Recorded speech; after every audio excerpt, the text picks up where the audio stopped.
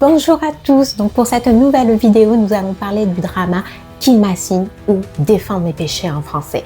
Donc avant tout, je vais m'excuser parce que je vais sûrement écorcher les noms des héros. Donc je m'excuse vraiment pour ce qui va arriver, mais je vais faire mon maximum pour bien prononcer. Donc l'intrigue met en place In Pi-hang, qui est une doctoresse accusée de sorcellerie car elle soigne l'esprit et les cœurs des gens. Suite à la meurtre d'un fonctionnaire, elle va être accusée de ce meurtre. C'est alors qu'elle va rencontrer Yang Chong-chang qui va comprendre que l'affaire est beaucoup plus profonde et mystérieuse avec beaucoup plus de personnes impliquées dans ce meurtre et il va vouloir la faire condamner. Toutefois, l'héroïne a déjà commencé sa vengeance avec un groupe d'amis qui seront impliqués dans son complot. L'intrigue qui est mise en place commence très rapidement. Donc on a des épisodes qui sont vraiment très lourds à digérer. Le nom de tous les personnages, les liens entre les personnages, le complot qui se met en place, les anciennes relations, tout est vraiment donné en quelques épisodes qui font qu'on peut être vite dégoûté de cette série.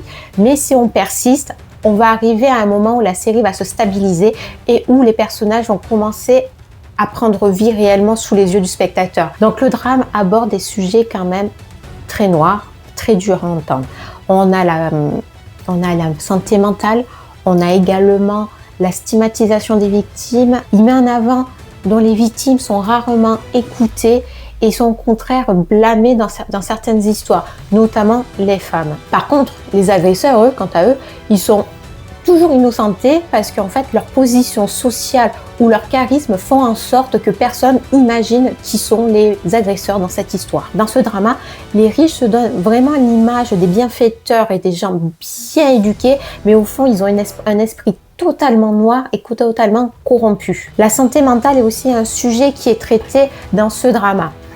Certes, ça peut être un sujet sensible pour certaines personnes, mais au contraire, cela va donner de la profondeur aux personnages et aux histoires. Et ça va également donner un aspect un peu sombre à la série. J'ai trouvé comment la santé mentale est traitée dans cette série est assez intéressante parce qu'on a plusieurs aspects de la maladie, car nous avons la dépression, nous avons aussi le post-traumatique qui est traité, également des traumatismes liés à l'enfance. Donc tout ça en fait rend tout ce monde très complexe et la profondeur surtout aux personnages, donc que ce soit les principaux ou les secondaires. Et en fait de ces maladies, on voit qu'ils essayent, notamment nos deux héros, qu'ils essayent de s'en sortir, de trouver un moyen d'être heureux malgré leur part d'ombre et cette maladie qui les ronge de l'intérieur. Et le fait de se rencontrer vont faire en sorte que tous les deux vont essayer de se guérir. Alors, pas forcément de se guérir, mais d'essayer de se tirer l'un vers l'autre, vers une lumière, vers une chaleur commune. Mais toutefois, on se rend compte qu'en fait, c'est pas si facile que ça. Donc, ce qui est bien dans cette série, c'est qu'il y a un seul arc, une seule histoire principale, comparé à certains dramas où il y en a 2, 3, 4. Là, il y a vraiment une ligne conductrice avec, on va dire, un complot, une intrigue principale.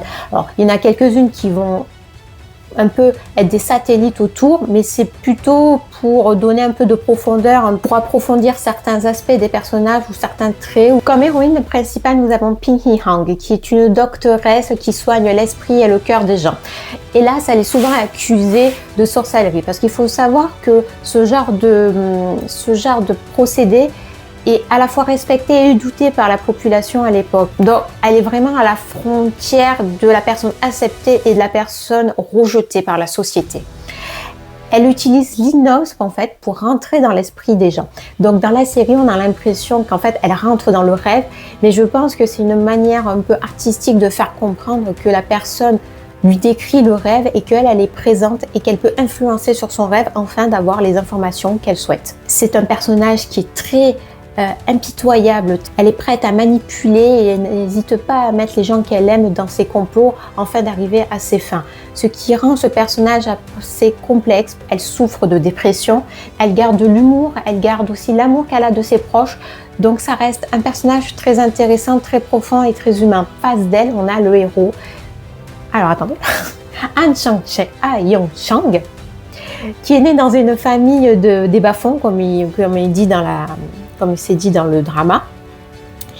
Et par tout un procédé. Il arrive petit à petit à monter les différents grades sociaux, car son rêve à lui, c'est de devenir chancelier afin de protéger les gens qu'il aime, donc les gens du quartier de Mang, qui est un quartier qui est des bas-fonds, qui est un quartier vraiment de pauvres où les gens essayent de tout faire pour survivre et qui essayent de sortir de leurs conditions, notamment pour leurs enfants. C'est un personnage qui est très ambitieux, du coup, forcément, parce que des bas-fonds pour arriver jusque dans la cour de l'impératrice, il faut être ambitieux.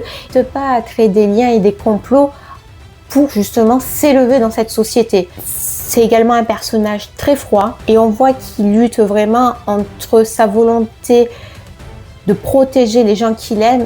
On voit qu'il lutte vraiment contre ses propres démons, essayant de pouvoir trouver un équilibre entre ses ambitions personnelles et ses responsabilités professionnelles et les responsabilités dues à son grade. Donc son emblème dès le début, on sent que c'est le rat.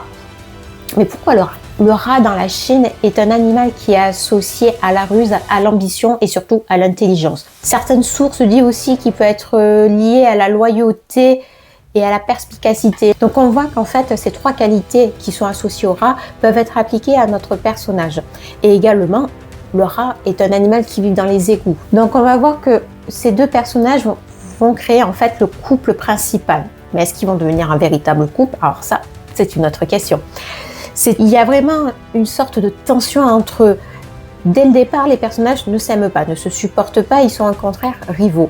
Mais petit à petit, ils vont commencer à avoir les mêmes buts, à avoir les mêmes volontés, que la justice éclate. Il y a une très belle alchimie entre eux, on ressent vraiment un respect devant leur intelligence, mais également la froideur qu'ils ont devant les événements. Donc mon avis, je trouve que ce sont des personnages très bien construits, dont les tourments qu'ils souffrent ne prennent pas le dessus de l'histoire, bien au contraire. Ça donne de la profondeur aux personnages, de la maturité, mais pour autant, ça ne donne pas le sentiment de pitié envers eux. Je me suis vraiment attachée à eux pour leur combat pour être heureux, la manière qu'ils se tirent l'un et l'autre vers la lumière, tout en étant quand même dans des camps opposés. Malgré leur souffrance, ils continuent d'avancer. L'héroïne garde malgré tout une touche d'humour et beaucoup d'amour envers les gens qui l'entourent. J'ai beaucoup aimé son aspect calme alors que le monde s'écroule autour d'elle.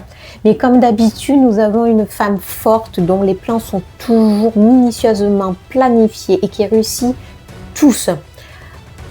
Par contre, un petit vent de fraîcheur, c'est qu'au début, un de ces plans échoue. Et ça, je trouve que ça donnait un peu de la réalité à l'histoire. Comme d'habitude, nous avons une héroïne dont les plans marchent parfaitement au point de rendre honteux le plus grand des stratèges de notre époque. Et ça, je trouve quand même que ça nous sort un peu de la réalité. Bon, après, la volonté, c'est pas non plus d'être dans la réalité, mais le fait d'avoir un peu des échecs, je trouve que ça met encore plus d'enjeux à l'histoire et à l'envie que les personnages réussissent leur histoire. Donc, dans ce drama, petit coup de rafraîchissant, c'est que l'héroïne met en place un plan qui échoue dès le début. Et ça, pour le coup, au début, je me suis dit que tiens, c'est vraiment original et que justement, ça donne un coup de vent. Comment ils vont pouvoir se rattraper, sachant que du coup, le méchant est au courant. Donc voilà, je suis peut-être un peu masochiste, mais j'ai bien aimé le fait qu'un des plans échoue et du coup entraîne des conséquences qui changeront le cours de l'histoire. Donc du coup, j'ai très bien aimé qu'elle galère un peu au début. Quant au héros, il se bat pour le quartier dans lequel il a grandi, un quartier dans lequel il aime.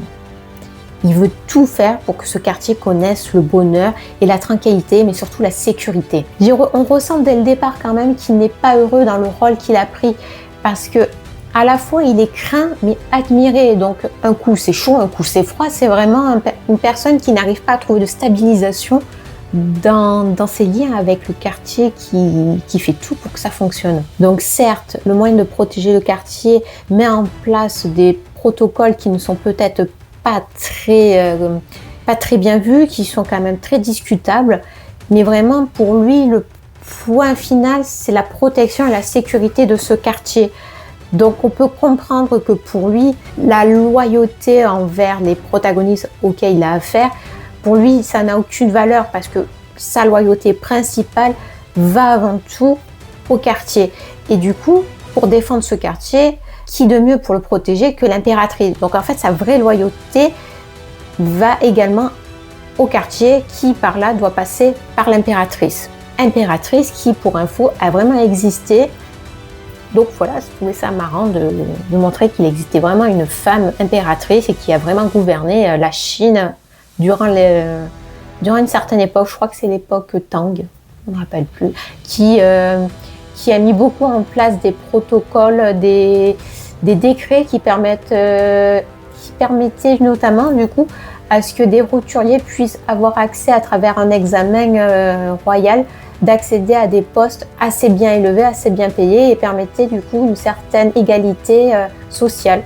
Donc voilà, et c'est chose que le drama met bien en place. Pour revenir à notre héros, il a pris ce rôle de sauveur du quartier au détriment de son propre bonheur. Donc dans ces rôles de justiciers en herbe qui vont tout faire pour que la vérité éclate et la corruption s'efface, nous avons du coup le héros, donc sa quête est déjà mise en place dès le premier épisode, alors que l'héroïne, nous arrivons en même temps qu'elle dans la ville et commençons avec elle le début du complot. Complot, vengeance, un peu les deux à la fois. J'ai appris à apprécier ce couple, le fait qu'ils se rencontrent dans une situation pas très banale où déjà le premier coup le héros souhaite tuer l'héroïne. Dès le départ on se dit mais comment ils vont pouvoir se trouver des affinités, voire une histoire romantique entre deux. Surtout que tout le long de la série, ces personnages en fait sont toujours en train de se tirer dans les pattes et vraiment on a un énorme suspense, c'est que mais à quel moment ils vont tomber amoureux? Ça c'est la question. Avec eux, j'ai vraiment eu du mal à voir le futur, comment les relations allaient évoluer, mais également à savoir si leur interaction était gouvernée par des sentiments vrais ou par un sentiment de complot ou de manipulation entre eux. Donc c'est vrai que tout le long de la série, j'arrivais pas trop à savoir du coup s'ils étaient sincères l'un envers l'autre ou si justement ils se manipulaient. Donc je pense que c'était un peu les deux à la fois, avec une admiration de plus en plus présente entre eux. Mais c'est vrai que du coup ça tenait vachement en haleine parce qu'en fait on ne savait pas à quel moment c'était vrai ou pas. Même dans les intrigues ou dans les complots ou dans la mise en place des plans, on ne savait pas si c'était un plan qui était en cours ou si c'était vraiment, pas l'histoire, mais le fait que c'était peut-être le méchant qui était en train de gagner. Donc tout ça, en fait, nous fait réfléchir tout le temps le long de l'épisode. Et c'est vrai qu'après, quand on a le déroulement et l'explication du plan, on se dit « Ah ouais, quand même ». Mais c'est vrai que chaque fois, c'était un peu embêtant parce qu'on ne savait pas s'ils étaient sincères ou pas dans leurs propos, dans leurs actions. Donc je trouvais ça un peu dommage, mais rafraîchissant du coup, parce que ça rendait un peu mature et très, très vivant comme série. Et du coup, on avait hâte de voir le prochain épisode pour connaître un peu. J'ai toutefois regretté la rareté des moments intimes, romantiques entre ces personnages. Même des fois, on ne savait pas si c'était du romantisme ou de l'admiration. Donc, j'avoue que l'aspect romantique. Après, vous me direz, dans les hashtags de la série, il n'y a pas marqué romantique. Mais j'avais tellement envie que ce couple fonctionne et se mette en ça, qu'il y ait vraiment une histoire autour d'eux et des moments cuculabralés, qu'en fait, les rares moments où ils étaient ensemble, il y avait une tension. Je me disais, mais ça y est, ils vont se mettre ensemble, il va y avoir un bisou, une déclaration. Et même quand il y avait une déclaration, j'arrivais pas à savoir si c'est une vraie déclaration ou pas. C'était paniquant, c'était chiant. Catastrophique. Du coup, pour l'intrigue, qu'une chose à dire, j'ai adoré cette série. Comme j'ai dit précédemment, les premiers épisodes sont très rythmés, donc dès le début, on mange bien les noms, les complots, les liens, les lieux, tout était mis en place, donc il faut s'accrocher. Mais on va dire qu'une fois tout décanté, on commence en fait à comprendre que c'était nécessaire toute cette mise en place, parce qu'à travers 40 épisodes, il s'avère qu'il n'y avait pas un épisode de plus ou de moins, parce que vraiment chaque épisode est assez bien construit. Il fallait quand même ce moment très rapide de mise en place, parce que sinon on aurait vraiment eu des blancs. Alors j'ai lu sur internet que certains trouvaient que les coupures ou l'aspect spatio-temporel du drama était un peu bizarre. Moi je trouvais que ça fonctionnait bien. Après les goûts et les couleurs, c'est un peu partout. Mais en fait, dès qu'on s'accroche dès les premiers épisodes et qu'on sort enfin de l'eau, de ce torrent où on est propulsé à droite, à gauche, dessus, dessous l'eau, pouf, l'histoire prend vraiment sa place. On commence à retrouver en fait un flux tranquille, constant, qui évolue tranquillement il prend son temps, mais qui est nécessaire. Et surtout, ce que j'ai trouvé intéressant dans ce drama, c'est que l'intrigue principale, elle est menée par une histoire qui provient du passé, mais on ne nous balance pas l'histoire d'un coup. On a des petites miettes, donc dès qu'on rencontre un nouveau personnage, on a son histoire ou des fragments de son histoire, et petit à petit, tout ça se met ensemble jusqu'à ce qu'il y ait une pièce importante qui permet de tout rassembler ensemble, et d'un seul coup, je dis, ah ouais, quand même, c'est ça l'histoire, mais c'est intéressant. Donc du coup, sur plusieurs épisodes, on a envie de savoir ce qui s'est passé, pourquoi ces personnages féminins souhaitent à tout prix se venger d'un tel ou d'un tel personnage. Alors certes, on comprend ce qui s'est passé, mais le fait qu'on ait vraiment tout le fil historique rend en fait le complot et les personnages encore plus attachants, et le complot, on comprend pourquoi il est si important, parce qu'il n'y a pas qu'une personne à faire tomber, il y en a plusieurs. Ce que j'ai trouvé également intéressant, c'est qu'on n'a pas un méchant, mais on a plusieurs méchants. Et en fait, ces méchants, en fait, ont un point commun, c'est que leur visage public est un bienfaiteur, un philanthrope qui prend soin de la population et qui les chérit en espérant une égalité entre eux. Sauf qu'en privé, on se rend compte qu'en fait, c'est pas du tout leur but. Leur but premier, c'est de gagner de la richesse tout en écrasant le peuple. Le fait que ces méchants soient différents, ont différentes positions, sont différents de caractère, en fait, on voit qu'il doit avoir différentes stratégies pour les faire tomber. Et en fait, une stratégie va alerter un autre. Donc, c'est pour ça qu'il faut vraiment que chaque stratégie soit assez bien réfléchie, afin de ne pas alerter ou d'alerter très peu ces méchants personnages. Et le dernier point qui m'a assez plu, c'est le traitement de tous les personnages, que ce soit les principaux ou les secondaires. Ça m'a totalement rendu folle. Comment ils sont travaillés, fait en sorte qu'on n'arrive jamais à savoir qui est le gentil, qui est le méchant. Est-ce que le gentil devient méchant? Est-ce que le méchant devient gentil? Ou est-ce qu'il a toujours été gentil ou toujours méchant? Je ne sais pas si vous avez suivi. Donc, c'est vraiment intéressant en fait. Dès qu'on voit une action, on réfléchit, on se dit, est-ce que c'est voulu? Est-ce que, hélas, il y a un retournement de situation? On ne sait pas. Et chaque fois, on a envie d'en savoir plus.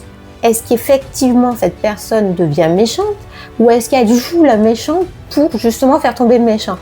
Et j'ai trouvé ça très rafraîchissant parce que c'est très bien construit. On n'arrive vraiment pas à comprendre à quel moment on a réussi à comprendre le plan, ou est-ce qu'on n'a toujours pas compris le plan. Bref, vous aurez compris, j'ai vraiment beaucoup apprécié cette série. Alors certes, on n'a pas affaire à des personnages très naïfs, le beau chevalier sur son destrier blanc, ou à la princesse naïve dans des couleurs pastel, mais au contraire, nous sommes dans un monde sombre, dans un monde vraiment où chaque personnage essaye de lutter pour leurs propres idéaux. Mais je pense qu'ils ont leur propre moyen d'être attachants et pas naïfs, mais en fait, ils sont réels. Leurs problèmes, surtout le problème, en fait, la santé mentale, qui est un sujet, je trouve, hyper moderne, en fait, qui est inséré dans ce drama, rend la situation réelle, rend la situation touchante.